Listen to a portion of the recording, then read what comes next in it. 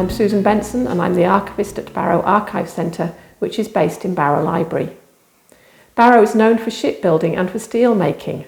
So BAE Systems is celebrating 150 years of the shipyard in Barrow, and the steelworks was once the largest in the world, but there is nothing left of that now.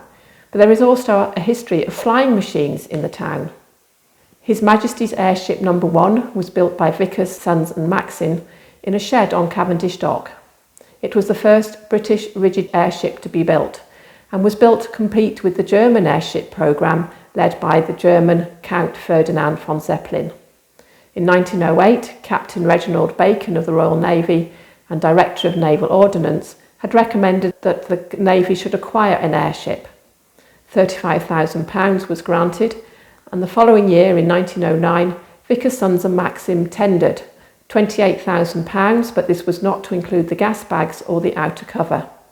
It would build its own shed at its own expense on Cavendish Dock in return for a 10-year monopoly on airship construction. This was not agreed to. Mayfly was 512 feet long and had a diameter of 46 feet, and she was larger than the German LX6. On the 22nd of May 1911, Mayfly was towed stern first out of the shed and attached to a mooring post. She was left there for a few days, and she did survive the 45-mile-an-hour winds. She was taken back into the shed, and it was decided that she needed to lose 3 tons in order to become airborne. Changes were made, including the removal of an external keel, which led to the weakening and distorting of the framework. H.B. Pratt, a draftsman in the yard, calculated that this would be disastrous, but his advice was ignored. On the 24th of September 1911, Mayfly was moved out again, and as she came out, she broke in two because the wind caught her. Her crew jumped out and nobody was seriously injured. Questions were raised then whether or not to continue with the building of rigid airships, and at the end of the war, Winston Churchill, then the First Lord of the Admiralty, decided not to continue building airships but to concentrate on planes. However, began to work on a second airship, this time the R9. They used H.B. Pratt and Barnes Wallis as the design team. She was built on Cavendish Dock and left Barrow in April 1917, where she was used for training. The airship shed was moved over to Walney, and the R80 was the last ship to be built on Walney in 1920. Building of airships had stopped in 1919, but it was decided to continue building R80 in Barrow. Seaplanes. In 1908, the first attempts to build and fly seaplanes was on Windermere. But in 1911, Commander Oliver Swan of the Royal Navy bought an Avro airplane for £700 along with a few friends and fitted floats to it. He wasn't a qualified pilot, but on the 18th of November 1911, he took off from Cavendish Dock and flew a short distance before coming down. It's not recorded officially as the first flight of a seaplane, but it was the first aircraft to take off salt water piloted by a British man. He went on to complete his pilot training, and the honour of flying the first seaplane fell to S.V. Sipp in February 1912, who flew the same plane. Seaplanes have a continued history with Barrow in that the HMS M2, a submarine built in Barrow in 1919, was converted into a submarine aircraft carrier in 1927.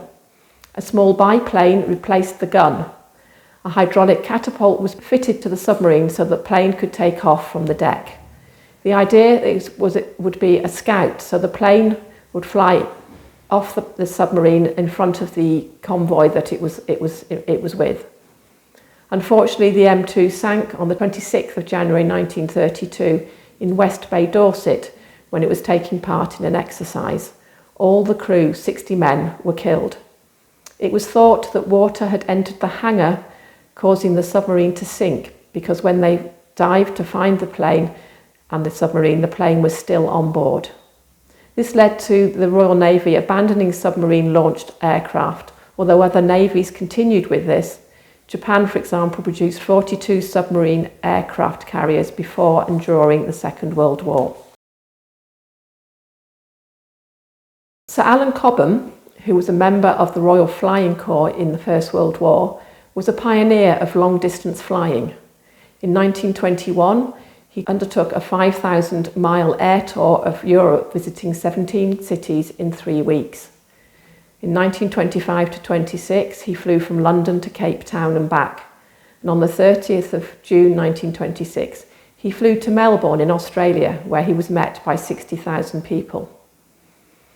In 1929, he undertook the first tour of Britain on a campaign called the Municipal Aerodrome Campaign to encourage town councils to build municipal airports. He would arrive in a place and he would first give a free flight to local dignitaries such as the mayor and councillors, and then a free flight for school children. After this, people could pay for flights and he would fit in as many as he could. On the 1st of April 1929, he flew from Lancaster to Barrow, a journey that took 10 minutes. The plane was called the Youth of Britain and it was a 10-seater. He landed on North Walney on the beach and was greeted by a large crowd, including the Mayor, Alderman Winnerer, and the Mayor's mother, who was in her 70s. Both of these went up in the plane on the first flight. He had actually flown over Barrow 10 years earlier in 1919. So Barrow had first been approached by the government to consider building a municipal airport in 1928, and they had suggested Sowerby Wood, but nothing happened. In 1935, a new request was made by the government, and 2 years later, the present Walney airfield site was bought. North End Farm, as a result, was demolished, and the cost of the land was £8,050. In 1940, the RAF began construction of an air gunnery school on the site, and the following year, No. 10 Air Gunnery School opened, with 10 Westland Lysander aircraft and 2 Defiants for lessons. So this increased to 17. There was room in barracks for 100 officers, 140 sergeants, and 1,200 airmen.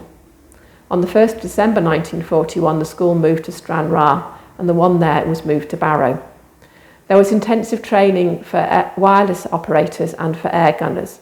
5 courses would run at a time, each with 40 men on them, and for over 5,000 air gunners were trained. Unfortunately, accidents happened, and you can read more about the Air Force site there in John Nixon's book, Warbirds over Walney. In May 1946, the gunnery school moved to RAF Valley on Anglesey, and the ATC gliding school from Cark moved to Walney and stayed there till 1955. In 1968, Vickers took over the airfield but allowed other aircraft to use it, and the Lakes Gliding Club set up there. In 1984, Air Furness was established and had flights from Walney to Manchester, but this didn't last very long. A few years later, in 1991 to 1992, Tel-Air, or Northern Airlines, also set up a system of flights from Barrow to Manchester, but again, this didn't last very long. The airfield is now used by BAE Systems and by the Lakes Gliding Club.